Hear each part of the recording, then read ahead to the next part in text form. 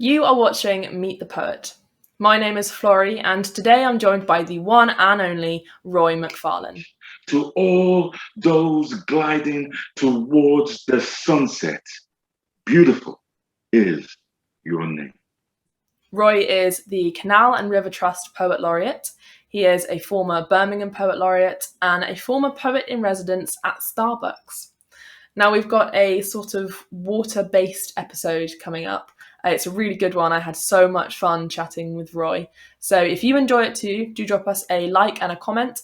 You can also subscribe to our YouTube and Facebook channels to be kept up to date with all things like this in the future. Sign up to the Homestage Poetry mailing list too. And of course, follow us on our socials at Homestage Poetry. Now let's meet Roy. Roy, welcome to Meet the Poet. Thank you so much for joining me today. How are you? Oh, thank you very much for inviting me along, Florrie. I'm good. Beautiful day, sun shining down here, and I'm looking forward to having this conversation with yourself and poetry. What more can you get excited about? Poetry, yeah. I completely agree. No, I'm so excited too. This has been in the mix for a little while, and I've been so excited to hear your poems firsthand, actually, and get to discuss them a little bit. So yeah, thank you so much for joining me. And for our audience, let's give a little bit of background to your work, and maybe talk about how you got into poetry and when you started writing. Okay. Well, as we've already said, I'm Roy McFarlane. I've been a poet for the last 20 years or so. Probably lately been renowned for two collections that have come out 2016. Beginning with Your Last Breath, came out with Nine Arches Press. And then in 2018, my second book, The Healing Next Time, was a Jhalak Prize and a Ted Hughes nominated book, and a Guardian one of the best books of the year, 2018, with the Guardian. And I think that really kind of gave impetus. But generally in the poetry world, I've been known, especially around the Midlands, Birmingham, Wolverhampton. That's where I'm from. I was born in Birmingham, lived most of my life around Wolverhampton and what we call the Black Country, a place kind of between Wolverhampton and Birmingham. Probably pick up the accent. Peaky Blinders area. And I was fortunate about 10 years ago to become Birmingham Poet Laureate. So a lot of poetry before that on the open mic, in the clubs, the poetry performance and things like that. 2010 was a lovely year when I became Birmingham Poet Laureate, and really things flew from there. And and here I am, hopefully with a third book coming out, not hopefully, will be coming out in October with Nine Arches, living by the waters. No, living by troubled waters. I'm sorry, my head's and I think more importantly, I've been blessed, got a lot of residencies over the years, from Starbucks, 6 months with Starbucks in Birmingham when they first opened a couple of chains in Birmingham. Got paid with coffee beans, I must say, and I still have a coffee cup around here somewhere. And then various residencies, and now I am now National Canal Laureate, which is a brilliant piece of work that I'm sure we might have time to talk about later on. Definitely. There are three big things there that I did want to pick up on. Firstly, Starbucks poet in residence. I mean, what did that involve? What did you do for that? Okay, so this was just before I became Poet Laureate. I think it was about 2007, between 2007 and 2009. A wonderful poet by the name of Dreadlock Alien was approached about, do you know any poets in the Birmingham area that could do a stint at this new place in Birmingham? And so we invited about a dozen poets. We did a read and a performance, and we were judged. And I won on the night, and I was given a year working in it. And predominantly, it was getting poetry read within Starbucks. So we had a poetry night once a month. We also, Starbucks had a few community work that they did in the community. So again, I was engaging with the communities. And they gave me a trip down to London when I met Jenny Agutta, I think, at that time. And there was this big do, and I had to do a poem for this big do. So it was a wonderful. It was a nice year. It was one of my first residences, and it was really kind of, oh my God! But it was great. That's so cool, and for such a big name as Starbucks as well, that's really amazing. And then, so another thing you mentioned, I mean, you've got so many amazing, like, I don't know, accolades, but obviously as Birmingham Poet Laureate, that was the next thing. What did that entail? What did it involve? Okay, so as laureate at Birmingham Poet Laureate, and oh gosh, I'm sure they've been going on for about 20 years now as well. Again, they put a call out, you apply, you send in 4 poems. One poem has to have a reference to Birmingham. You get shortlisted, you get interviewed, and you perform again in front of a panel, and then you get chosen. And what usually happens, back then it was for 1 year. Now you get to do it for 2 years. Is again you represent poetry across the Birmingham area, whether it's in community centres, libraries, prisons, specifically libraries, because libraries were the driving force, and they gave you the opportunities and they supported you as well. So you were out there just singing the praise of poetry, getting people interested in poetry. And what also happens from there, then naturally, because people get to know that there's Roy McFarlane, Poet Laureate, you get invites, whether in Birmingham, West Midlands, or nationwide, about if you could do something for us, if you could write a poem about what were some of the strangest things I wrote about.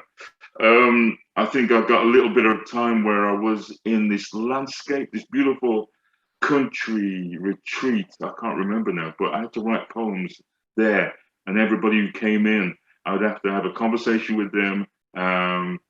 Why did you come here? What do you think of the day? Write a poem, and then say, if you come back in 20 minutes, I've got a poem specially for you, and things like that. So it was things like that. During that year, you had to write a poem for National Poetry Day, Holocaust Memorial, the mayor, when sometimes he came in, or she, you had to write a poem for that. So there were 6, I think there were 3 or 6 specific things you had to write, but outside of that, you could be writing for anything. Just complete scope, whatever you wanted to be doing. Wow. And I mean, you did, like, I don't know if you still do, but you did some work with children as well in schools, didn't you? Or I did some work with children, and like, I know through Verve Poetry as well, that's often targeted towards, you do work with children. What does that entail? Okay. I mean, part of that is as a poet, so to make life and make enough money to survive. I was a youth and community worker, especially in the last 7 years. I was doing a lot of youth and community work. So sometimes I use poetry to engage young people, especially those who are possibly excluded, those who are who were fostered or adopted. I'd work with groups like that, and we just go on the journey, just get people to really bring out their emotions. Oftentimes, it's that angst, the anxiety, the misunderstood, or something at home is troubling, and you bring it into the school arena, and sometimes the teachers don't have time or don't see or understand what you're going through, and then you explode, you get excluded, or whatever. And all you needed was maybe just to have a space where you could talk, where you could write, where you could express yourself. And I think that's a lot of the work that I did with young people, giving people opportunity to just talk and use poetry as this beautiful tool to express ourselves. Oh, I absolutely love that. Okay, so I mean, we've heard a bit about what you've got up to in the past. As you said, now you are the Canal and River Trust Poet Laureate, and this kind of links to some of the poems that we are going to hear from you today. So before we do get into the poems themselves, it might be nice to, I mean, I didn't know that the Canal and River Trust had a Poet Laureate. Are you the first, or is this a long-standing thing? No, I'm the fourth one. I'm probably going to make terrible mistakes. Yeah, I won't remember everyone before me, but Jo Bell is probably the most renowned and well-known poet around Canal Laureate. She started it off, I believe, 2016, maybe a little bit earlier, 2014 probably, and they had the idea of using the arts to engage people that were using the canals or were around the canals, to use the arts to get people together or to talk about what's happening on the canals. Jo Bell was amazing, and she did incredible stuff. And she was a boater as well, so she had a boat. She went up and down the canals. After that, there were two other people that followed on, and then I came along. And I'm not a boater, but in the conversation that we had, when they asked me if I'd like to do it, I guess they wanted to know what I would bring.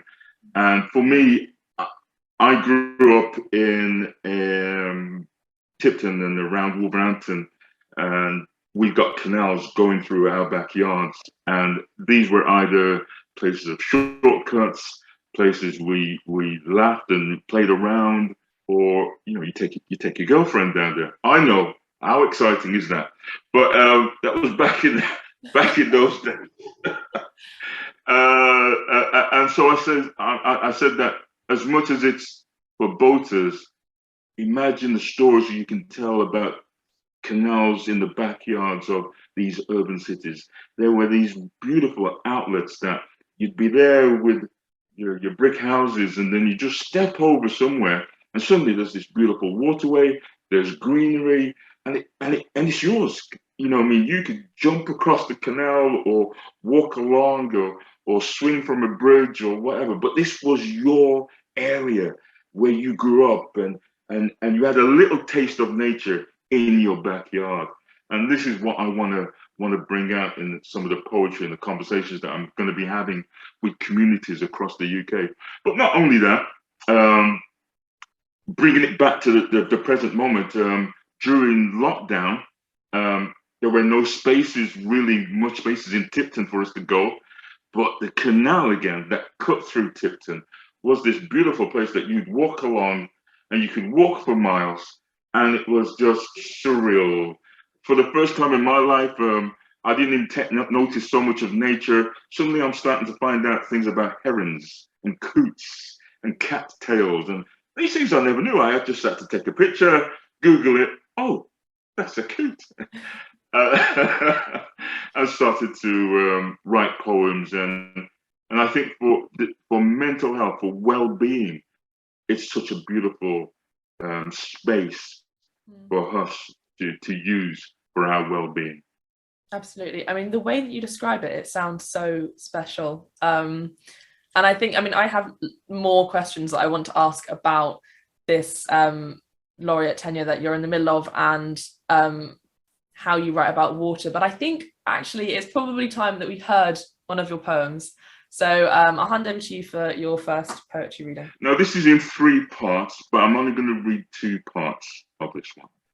And one of the things that we had a conversation about, what would you do, Roy, if we give you the opportunity? And I said, I've got this thing about, especially when I was walking along the canals, I had this thing about winter solstice and summer solstice and spring equinox and these magical moments. And I wanted to actually walk along the canal and be inspired at those moments and injunctions in time. So this one's called Under a Winter Solstice Sky. And it's by Cosley Canal, for those who are lovers of canal, from Cosley to Tipton. At the back of Roseville Methodist Church, moss and tufts of grass make a patchwork quilt, covering broken tarmac and rough terrain. Here, a gap appears in the palisade of fencing, a portal onto another world. You stand with a bird's eye view and watch a vein of water feed from a tunnel below you into the arm of this hidden wonderland. The kiss and warble sounds of birds seduce you, descending down to this underworld of the white lady who searches for lost children, and squirrels playing, jumping from tree to tree. And the heron welcomes you, spreads her wings, and leads the way where trees are leaning, avoiding the eternal slide down banks into charming waters. Other trees fallen, bushes converted to the song of the canal, bend and drink at the water's edge. Walk under a bridge, and you'll find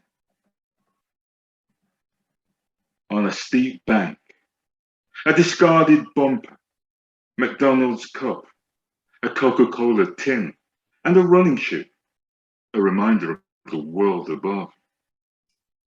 And you see amongst the cattails and reeds, you see her, still, neck raised straight, periscope height, lengthened long, statuesque still. And then she moves, smooth criminal. They'll lean forward. She walks on water, leaving no trace. Still, neck drawn in, S-shaped saber, ready for the lunge. She sees something, but she stays still. You both stay still. Amongst the sounds of industrial roller shutters pulling in their neck, HGV stampeding by, and a train roaring, you both stay still. And the heron flies away.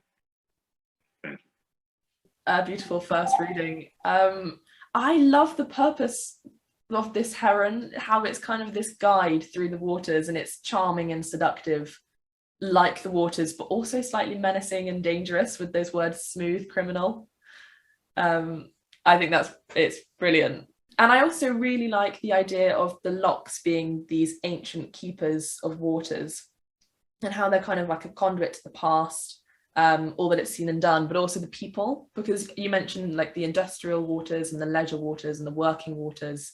And I get the impression that the nature, it's sort of an example and links to the community that's at the heart of it all. I feel like community is quite important in your work. Am I right in saying that?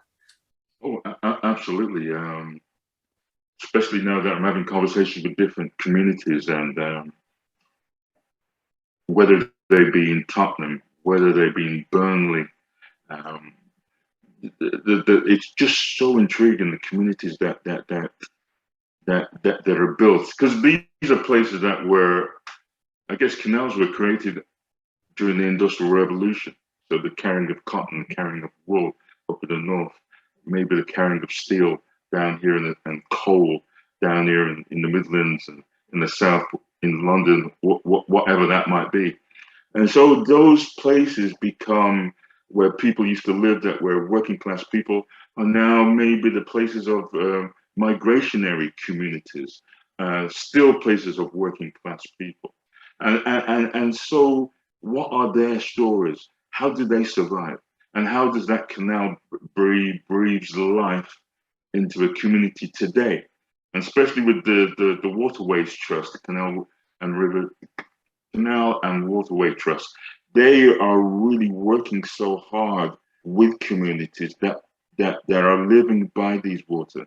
So whether you have warehouses that are now converted to sort of like a leisure space where there are restaurants and bars or etc. Or there might be other areas where it's converted into a museum or an educational spot for young people to come in to know more.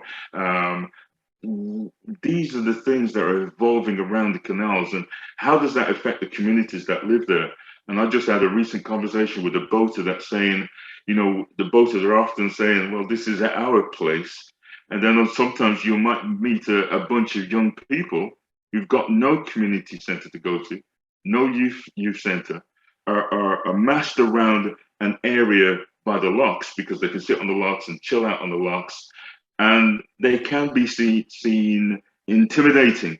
But rather than let's try and have a conversation with them and not be fearful, you'll recognize that, you know, it's their place as well, because for them that's the only place they can go and chill and relax and have a laugh. And it's these communities that kind of interconnect or sometimes clash that I'm again having these conversations and looking for the stories to be told within these communities. It sort of exemplifies what waters mean in general, and that waters can be a really, as you use them in your writing, they can be a really imaginative space for freedom and fluidity, but also can contain sort of troubled histories. Even your upcoming book, as you mentioned, Living by Troubled Waters, just the term troubled waters alone. And in fact, I mean, could you tell us a little bit about this upcoming book without giving too much away? I know it's not out in the world yet. Well, this has been in the making over the last 4 years, to be honest. And I think for a while, so the coincidence of me becoming Canal Laureate is unbelievable, because this is something that I've been working, not canals, but working on the ideas of waters, and whether Great Britain as an island in troubled waters, whether the Caribbean, where my mom grew up, she grew up by a river, so I'm telling her migrationary story from Jamaica to England. Whether myself growing up, again, as I told you, in the Black country by canals and things like that. But also the idea of troubled waters is a metaphor for political unrest and the struggles growing up. It's also a metaphor for the spirituality. So there's a lot of spirituality. I grew up in a very hardcore Pentecostal church. I don't go to church anymore, but it was very Pentecostal, very charismatic, very spiritual. And again, I wanted to kind of bring out those there in one of the poems you'll hear me try to sing a bit of a spiritual that was also an encoded message to enslaved people during the time of slavery. That if you heard the song, you knew somebody was running away that night. You knew there's an opportunity if you wanted to go to a certain place because there's going to be runaways, but you couldn't spread the message, so you sang sang these spirituals in service, and then that was the message. There's going to be a runaway tonight, and so I wanted to include those kind of stories, that these songs, these spirituals, these things go way back, and there's so much around these ideas of troubled water. That's absolutely fascinating. Okay, so we're holding that sort of water-related theme in our minds, and I think let's go over to your next poem, which I think is from the book, isn't it? It's from the book. This is one of the book from the book, and Herring comes back again. So you can see I am intriguingly fascinated by her. How this came about, again, I'd seen these herons when I was walking along the canal. And I remember the one particular time I was doing a piece of work with Emma Pursehouse, the amazing poet in Wolverhampton.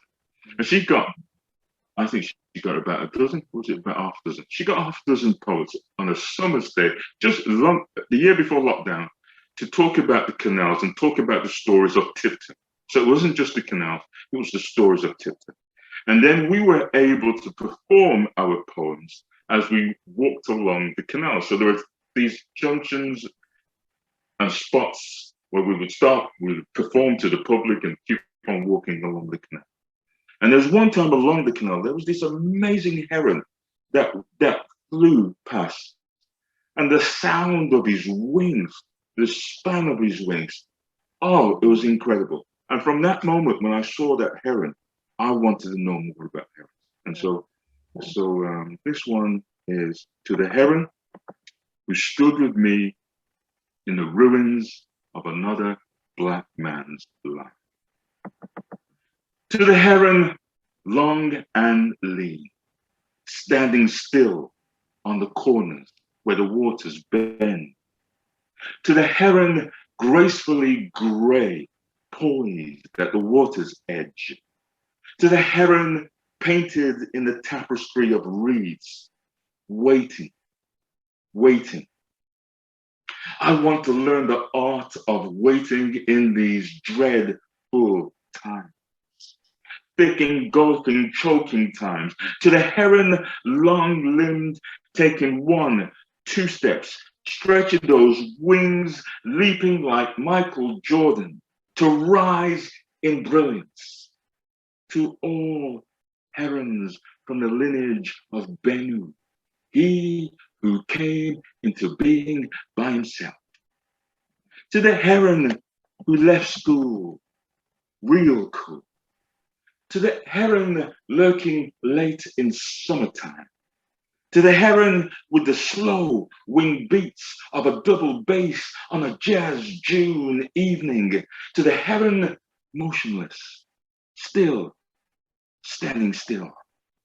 To Gil Scott Heron, whilst I'm here standing in the ruins of another Black man's life, I am death, cried the vulture for the people of the light. Yet, here we stand on the muddy banks alive, longing for change. To all those gliding towards the sunset, beautiful is your name. I think it's a fantastic way to pay tribute to Black history and culture embodied by the heron as well. And correct me if I'm wrong, the title, I mean, is it a take on Gil Scott Heron's works? Not necessarily. I mean, naturally there's the conversation with Gil Scott Heron in there, and when you look at it, it's in italics, so you know that's a quote from Gil Scott Heron. And to be honest, it just started about, I mean, the book has 2 poems about herons. So it starts off with a heron at the beginning, and then it bookends with heron at the end. And the first one is a real angry poem that reflects on the death of George Floyd. And I think for a month I couldn't write. I was so angry, and I was walking along that canal, and again I met a heron. It was as if that heron was talking to me, and it was there I was able to write the first poem that responds to the heron literally having a conversation and saying, and I think it's this idea of there's a whole kind of eco poetry that is coming out, and I am no eco poet. I think I'm just blessed that, and I am, as a Canal Laureate, I am learning, and I'm drawing on something that I wouldn't do.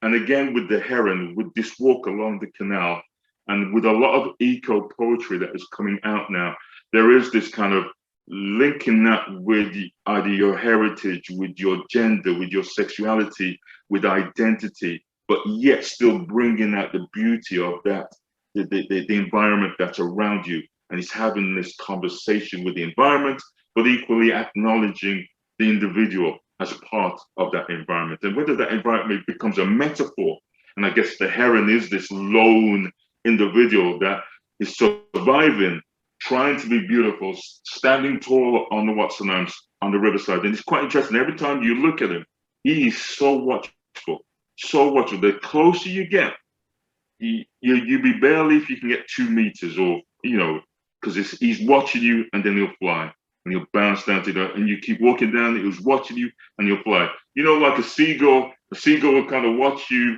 and strut in front of you, but not a heron. He's very, very aware of his environment and the dangers around it, kind of thing. It just felt like a great metaphor. Yeah, I think it works amazingly well.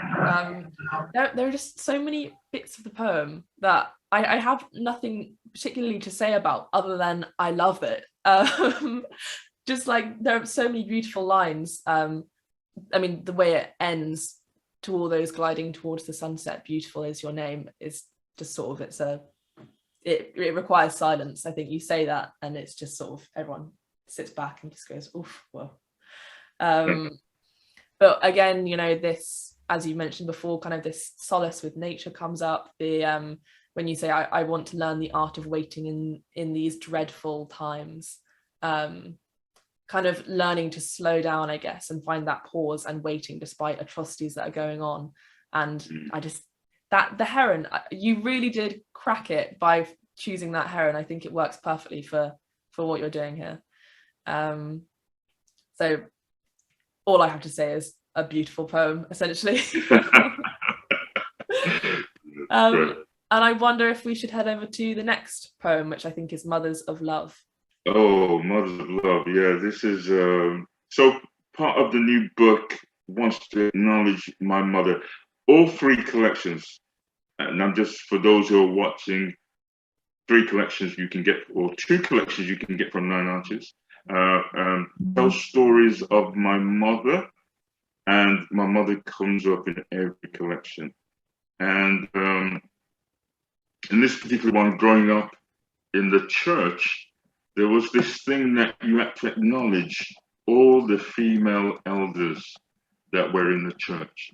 And so if you were out on the street with your friends, right, especially my white friends, not aware of our culture and things like that, that I'd be walking through Bilston Market and I would say something like, a total stranger comes around the corner. Well, she's not a stranger to me. I'd say, Mom, how you doing? Mommy Hill? Oh, yeah, I'll definitely tell Dad or whatever. You okay, Mom? Great. And then you go around the corner, and then there was this other woman, Mommy Stewart. Mom, yeah, thank you, Mom. No problem. I'm well. Yeah, have a nice day. And your friend would say, how many mothers have you got? And so here we go. This one's called Mothers of Love. Mothers, wherever they saw us, always greeted us in love. Mother Hill folded it with portions of healings in the name of Jesus. Mother Rowe cooked it in Dutch pots of laughter. Mother Russell, golden brown, shimmered in the beauty of it. Mother Dawkins' table overflowed with it, Toto and rum cake too. Mother Henry planted it in pots and tended to them. Mother Kane spoke in the softness of aloe vera. Mother Stanley spared not the rod. Mother Douglas sent bags of it. Mother Ruby soaked dried fruits in it for Christmas cakes. Mother Brown prayed for rain and rivers of it. Mother Miller sent it by airmail from Jamaica. Mother Folks mixed it with stories and proverbs. Mother Edwards picked it up at the market and passed it on to Mother Campbell, who shared without hesitation. And Mother Hill can be found late at night, folding more for a new day. You. Oh, gorgeous. I mean, it's in the title, but your poems are just so full of love. It's literally called Mothers of Love, but I think there's that appreciation and in this poem, like the food and the growing and the line shared without hesitation. It's just, again, it's that beautiful community feeling and generosity and hope. I think it's a beautiful tone. Well, you know, there's the adage, and I'm sure it's not just an African proverb and adage kind of thing. It takes a village to grow a child, and that was profound in growing up.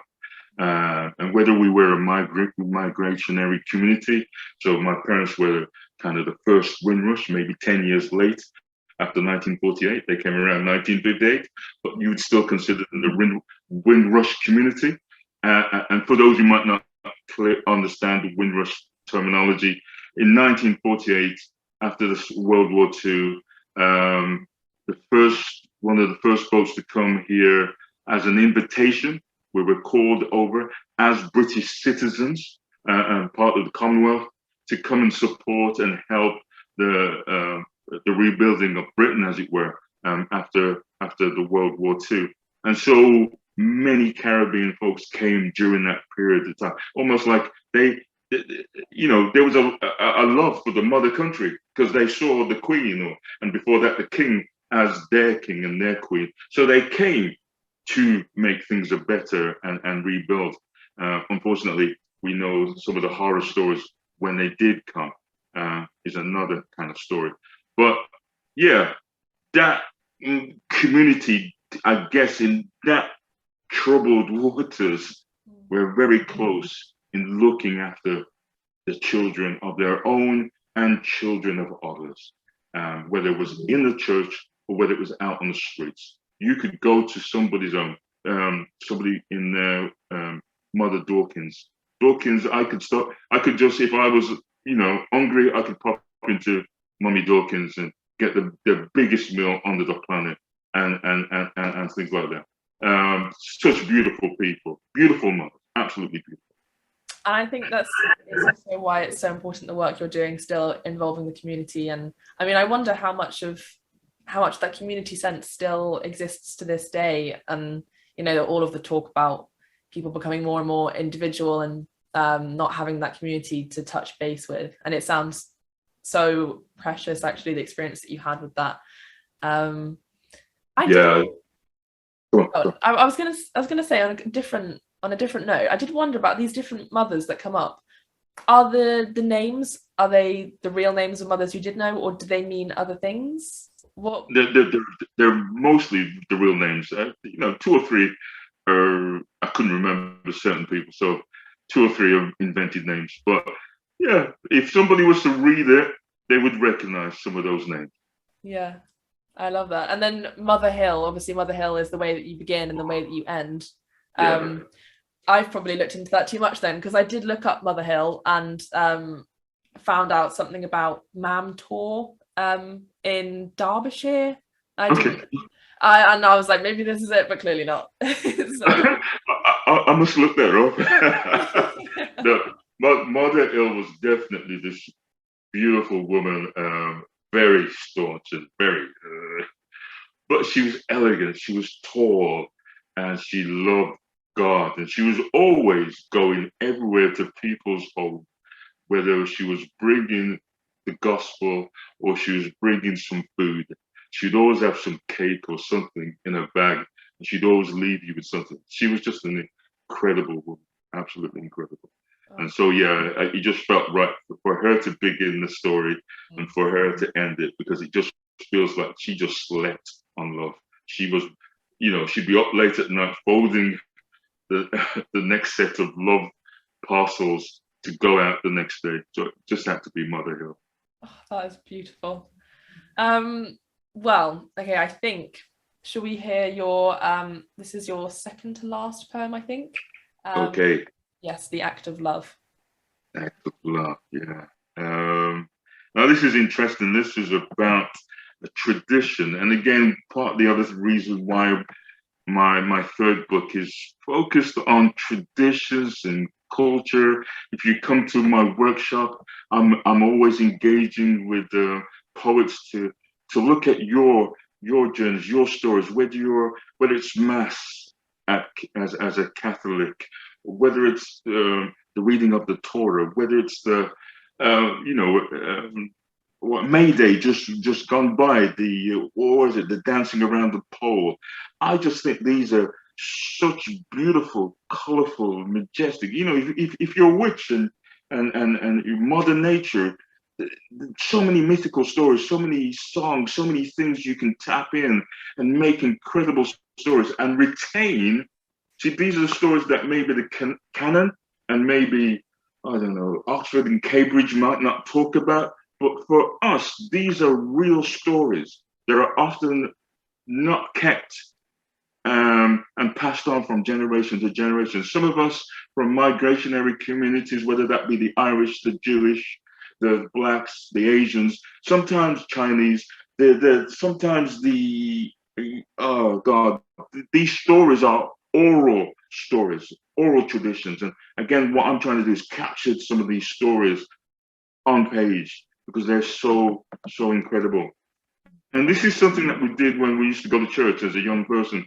That you'd have the communion, so you had the bread and the wine, and straight after the bread and the wine, you would have the washing of the saints' feet. Our church literally took the gospel to the letter of the T. So in the gospel, in one, I don't know if it's in St. John or whatever, I believe it's in St. John, you have the act of the communion, and then boom, straight into the washing of the saints' feet. And so we did it.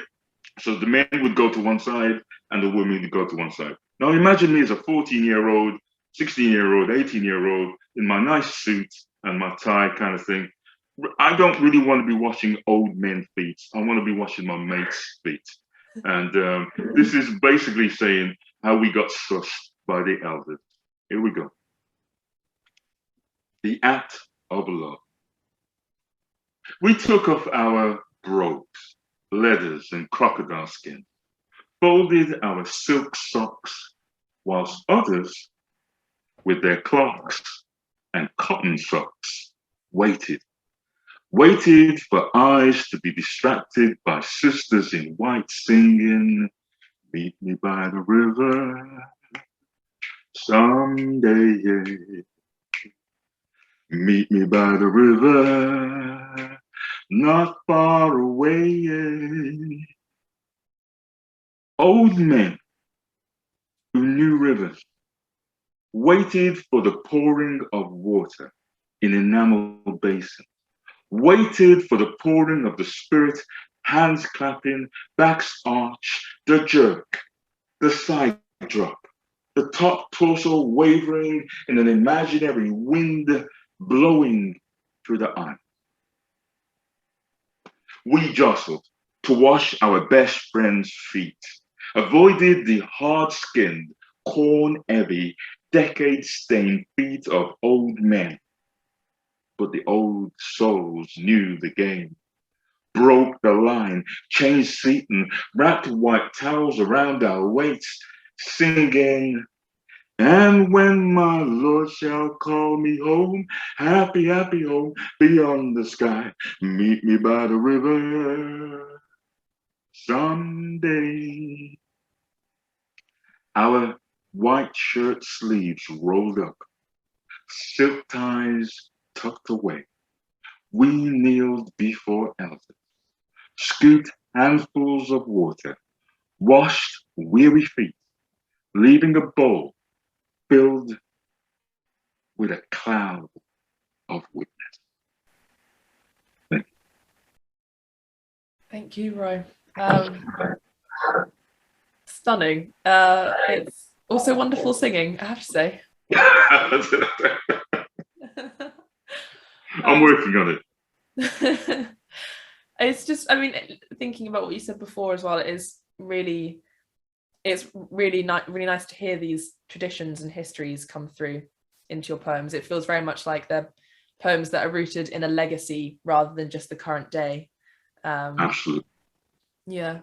Yeah, and that was probably, I think, in this third collection. And I'm sure, have a look at the other collections. I keep telling you because I want to, whoever's watching, I want to really encourage you. Go and have a look at the other collections because really, it's all three parts, right? So I think the other two, there are these legacies I'm trying to leave behind and these witness to growing up in Britain, in England, in the West Midlands, in the Black Country, the legacy there, the stories of our parents as well. But this third collection, it's really digging deep. It's going back to Jamaica. It's going back to period of enslavement. I have looked at. I was blessed that the British Library and the Eccles Centre gave me some funding to look at newspapers from the 1800s, and I wanted to look at what was being said about the enslaved people, especially the runaways, the ones who were running away here in Britain. You'd find stories of that on the front page of newspapers. And I wanted to grab some of these stories and give life back to these individuals who were running, et cetera, et cetera. So yeah, definitely leaving a legacy, definitely telling the story of those voices that have not been heard. And did you say we have a date yet for when to expect this book to be out in the world? October 2022, October, Birmingham, one of the first on National Poetry Day. I'll be at there's the Birmingham Lit Fest. So I'll be there as one of those things. But also for those that look around, I'll hopefully be in Brighton, London, and places like that. Fantastic. Yeah. Okay. Everyone at home, keep an eye out for October later this year. And in the meantime, as Roy says, go and check out the other two books. They're waiting for you to read them. Roy, I have to say thank you so much for coming on Meet the Poet. We have got one more poem left from you, but before then I wanted to thank you because you've been brilliant to chat to. And to anyone watching at home, do drop us a like and leave a comment for Roy with your thoughts on his work. You can also subscribe to our channels on Facebook and YouTube and sign up to our mailing list so you can be notified about all things like this. But most importantly, we want to know what you thought, and we want to hear if you liked Roy's work, which I'm sure you did. There's no question about it. I don't know why I phrased it like that. But yes, Roy, thank you so much. And I'll hand over to you for your final poem. Well, Florrie, first of all, let me thank you for making this interview such, it's I can't believe how quickly it has gone. And it literally do feel like two people just having a chat over. We didn't just get to drink our cup of tea, did we? That's how good. It's gone cold now. It has. But it's been warm, been engaging, and I really appreciate how you, I think your reflections on my poems and your conversations around the poem has been really warm, and I'm really grateful for that. Thank you very much. Yeah. Thank you, Roy. So my final poem, again from the collection, I'm gonna have to read it off a piece of paper. This is again a journey that goes back to a young person, probably as a teenager. And I think the other thing I'm looking in the collection is these places, these safe havens. The safe haven could be the fields around at the back of where I live, or walking along the river. All these are, in times of trouble, these were safe havens. And sometimes this is where communities of so much diverse backgrounds, especially as being young, didn't even know about the issues that were happening outside. But we came together, had a laugh, played, enjoyed life, and it was just this beautiful oasis. This one's called I Burn for the Field.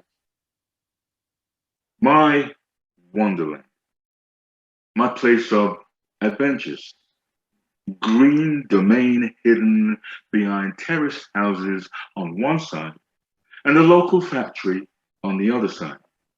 Steel stockholders warning us not to enter with steel mesh fencing, barbed wire, and the sound of unearthly machines carrying heavy loads.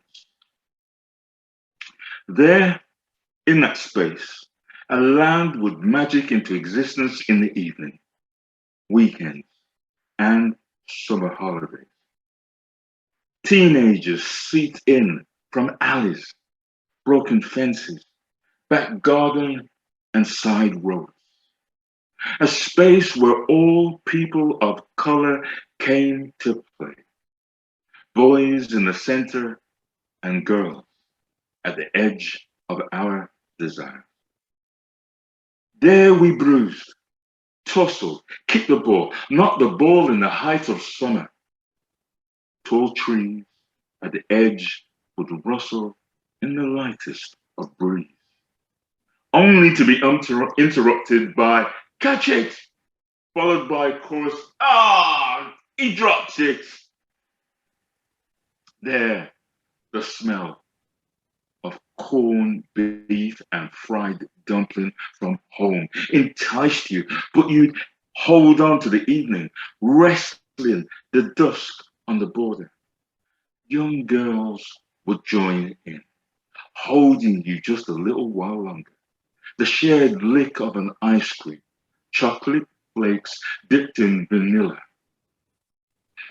Mothers calling you from the backyard, with dusk still held at arm's length. You'd risk that last taste, that last glimpse of flesh, the loose blouse, the short skirt, before your father's voice boomed like steel rods dropping on concrete floor, causing the domain to disappear, folding before your very eyes.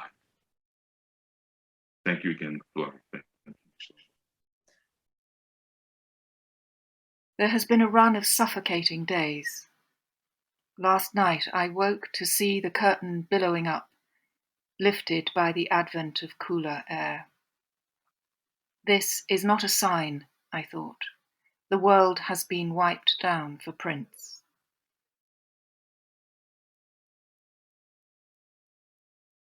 Tuesday Folk People is going on tour. We're heading to Manchester, Leamington Spa and London. We're bringing to you Bob Fox, the Shackleton Trio, the Brothers Gillespie, Good Habits and Homerty.